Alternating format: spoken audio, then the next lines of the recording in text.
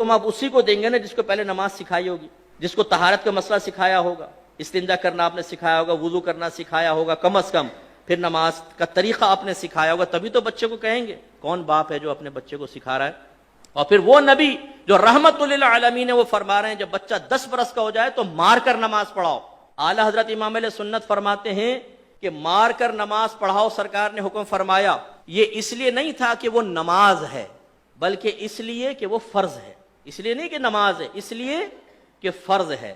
جب فرض اصل ہوا تو اس کا مطلب یہ ہوا کہ روزہ بھی چونکہ فرض ہے، اس لیے باپ پر واجب ہے کہ جب 10 برس کا بچہ ہو جائے اور روزے کی طاقت رکھتا ہو تو سختی کے ساتھ اس کو روزہ رکھوائے۔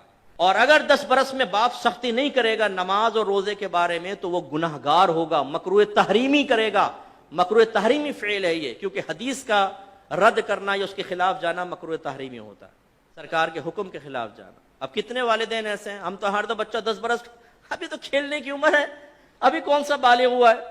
بھائی بلوغت سے، اسی لیے تو آپ کے نبی سمجھا رہے ہیں بلوغت سے پہلے سکھاؤ اس کو۔ یہ بالکل ایسا ہوگا جیسے ایک نوجوان کا UK کا ویزا لگ گیا اور آپ کہیں کہ بیٹا امیگریشن کے سارے قوانین سیکھ لے، ذرا وہاں کے لاس سیکھ لے کہ تو وہاں تو اترے گا، غلط کام نہ کر۔ وہ کہے ٹھہرو بھائی ٹھہرو، پہلے UK کی سرزمین پہ اترنے تو دو، پھر سب سیکھ لوں گا۔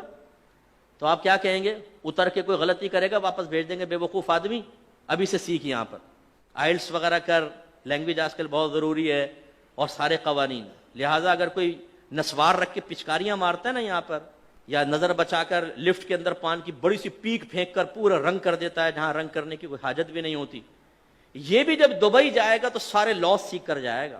وہاں کبھی ایسے نہیں ہوگا کہ ایئرپورٹ پر اتر کے کسٹم شیڈ کے ساتھ ہی پچکاری مار کے بولے کیف حالک، سارا سیکھ کے جائے گا۔ وہاں کیسے تمیز آ گئی بھائی؟ کیوں پہلے آپ نے سیکھا؟ اس لیے کہ مصیبت سے پہلے اس کی پروٹیکشن، اس کے تمام معاملات سیکھنے چاہیے۔ یہی ہمارا مذہب کہہ رہا ہے۔ غفلت کا عالم یہ ہے کہ بچہ، بڑا افسوس ہوتا ہے کہ سرکار تو 10 برس کے بچے کو کہتے ہیں سختی کرو، ہمارا یہاں پر 27 سال کا نوجوان فجر کی نماز میں پڑا سو رہا ہوتا ہے اور باپ کی تیوری پہ بل نہیں آتا۔ وہی بچہ اگر 5000 کا نوٹ گما کر آ جائے، اوئے ہوئے باپ شرلی پٹاخے کی طرح جائے گا چھت کی طرف۔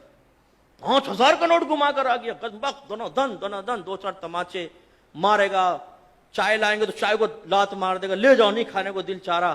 5000 کا نوٹ، وہ کمبخت جا کر دیکھ کہیں پڑا ہوگا، بیٹے کو 10 دفعہ دوڑائے گا، بڑا بے چین پریشان۔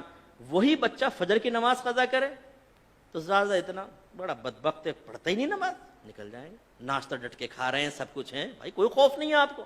آپ کی اولاد جہنم بھی بن رہی ہے۔ ایک نماز قضا کرنے پر اس کا نام جہنم کے دروازے پہ لکھ دیا گیا۔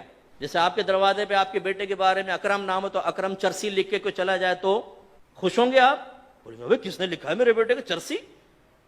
حالانکہ بیٹا ہو بھی نہیں، لیکن چرسی لکھنا ہی آپ کے لیے بڑی تکلیف کی بات ہے۔ اور آپ کے نبی فرما رہے ہیں جس نے نماز جان بوجھ کر قضا کی اس کا نام جہنم کے دروازے پر لکھ دیا جاتا ہے، لیکن باپ نہیں پھڑکے گا۔ چرسی پہ پھڑک گیا، وہاں جہنمیوں میں نام لکھا گیا، اولاد کو کوئی پرواہ نہیں ہے۔ بیوی پڑی سو رہی ہے، خراٹے لے رہی ہے سارے رات میں، تھک گئی ہوں جی میں اس لیے فجر کی نماز نہیں پڑھ رہی، کوئی تیوری میں بل نہیں آتے، بھائی اٹھو نماز پڑھو، گھر میں بے برکتی اور نحوست ہوگی۔ تو معذرت کے ساتھ کتنے ہم میں ایسے بیٹھے ہوں گے کہ جنہوں نے کئی مہینے سے فجر کی نماز نہیں پڑھی؟ کتنے ایسے بیٹھے ہوں گے جن کے کئی سال تک گھر میں قرآن نہیں کھلا ہے یا اس نے خود نہیں کھولا ہے؟ فرصت ہی نہیں۔ سیکھیے خدا را، اصلاح کیجئے، احکام شرعیہ عملیہ سیکھیے، اپنے بچوں کو سکھائیے۔